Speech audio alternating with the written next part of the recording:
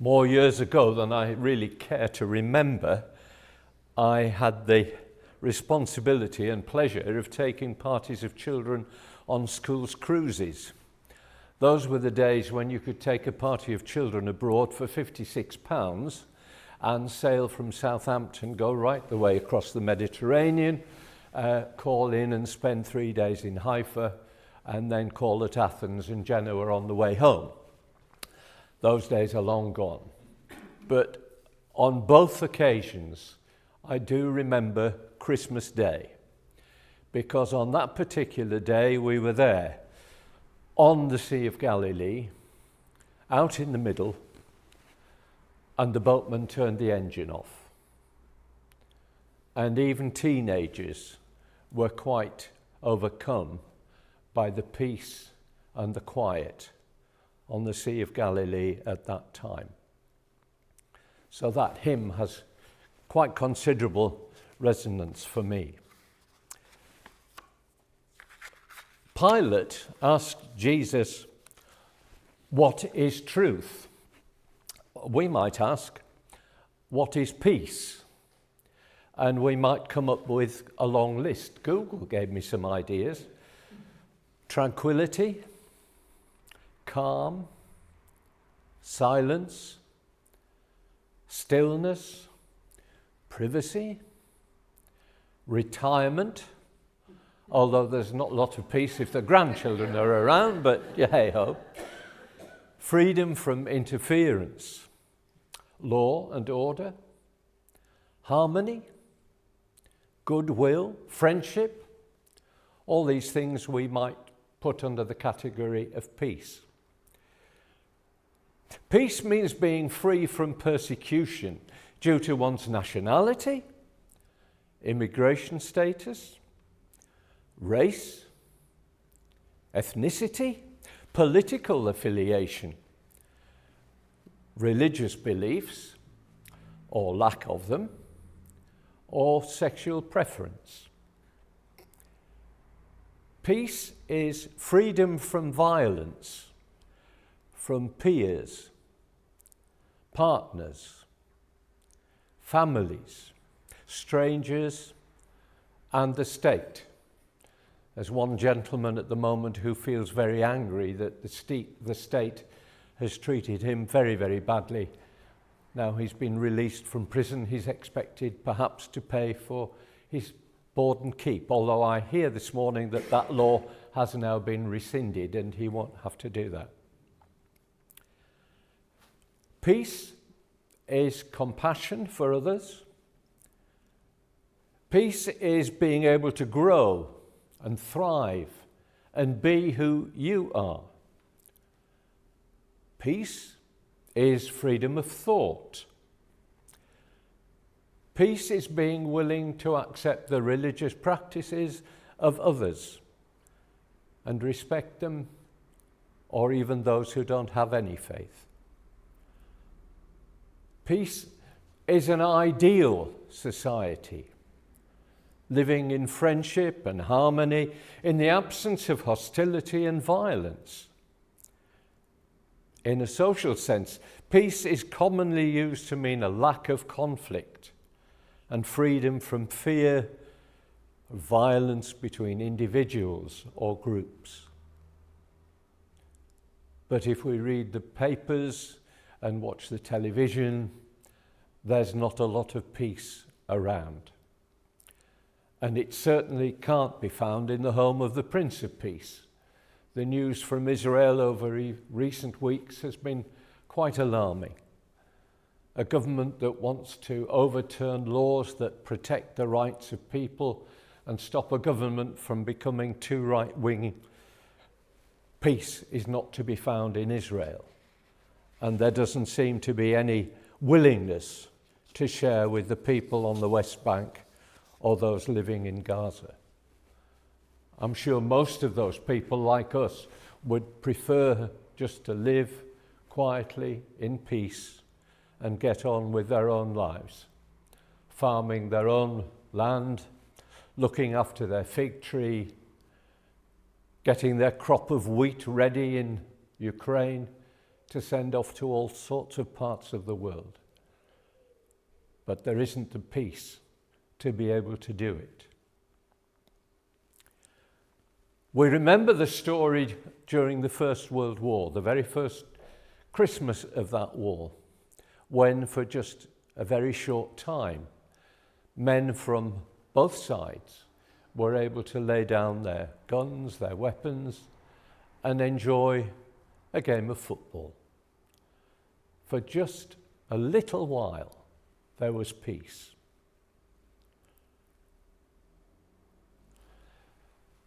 But what about personal peace? In recent years, we hear about more and more people who struggle to cope with the pressures of everyday life. Depression has become one of the major ills in society. We worry about our health, the health of our children. We worry about our families, our finances. We mourn loved ones. And many even have to worry about where the next meal will come from. Sometimes in the turmoil of our minds, we wonder just where peace can be found. If you're lying awake in the middle of night, worrying about whatever it happens to be on that particular occasion, it's very lonely there as you worry and think about your concerns. Sometimes we find it when we least expect it. I've already mentioned the Sea of Galilee and the peace that surprised us there. And I can remember as a young person going with the youth club to Haweswater in the Lake District after an evening service. It's a dead end. There's no roof, no through road, and there wasn't quite as much traffic back then as there is now. And we would go and we would sit and we would talk, and it was peaceful. It was beautiful. We might find peace walking in the park or walking the dog. I do remember after my dad died, we were staying with my brother, and they had a big black standard poodle. She was daft as a brick. She was called Nellie. But the day that Dad died, I took her for a walk, and I talked to Nellie. I remember it very, very clearly. And it helped me find a certain sort of peace. You might find it working in your garden or your allotment, picking flowers, deadheading, digging up the first potatoes of the year. You might find it in the kind smile of a friend. No words, just the smile.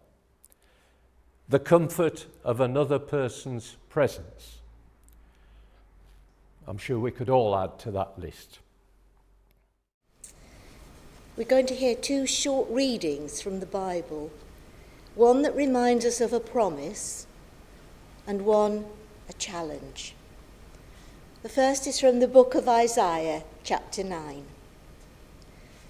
For unto us a child is born, unto us a son is given, and the government will be on his shoulders, and he will be called Wonderful Counselor, Mighty God, Everlasting Father, Prince of Peace.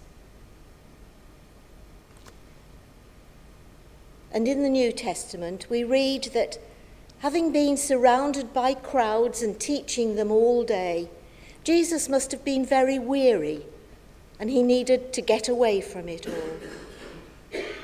And in Mark's Gospel, chapter 4, we read,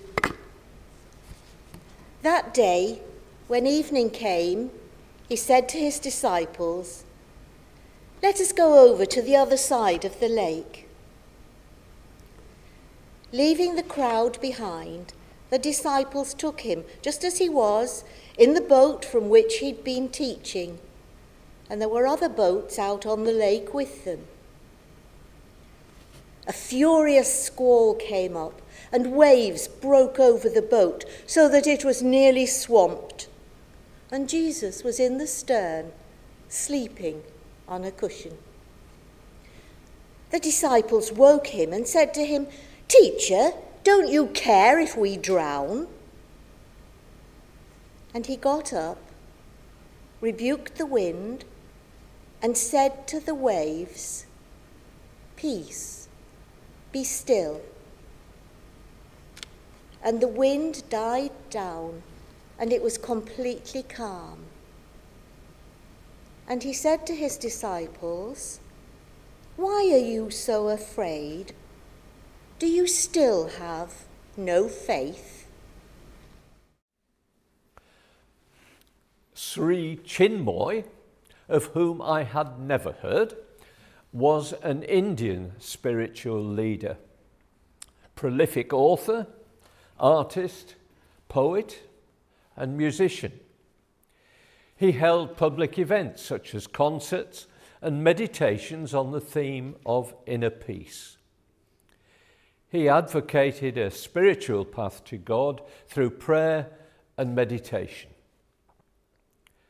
He was also an advocate of distance running, swimming, and weightlifting, but we'll just let that pass. But he once said, "Peace we achieve when we do not expect anything from the world, but only give, and give unconditionally what we have and what we are."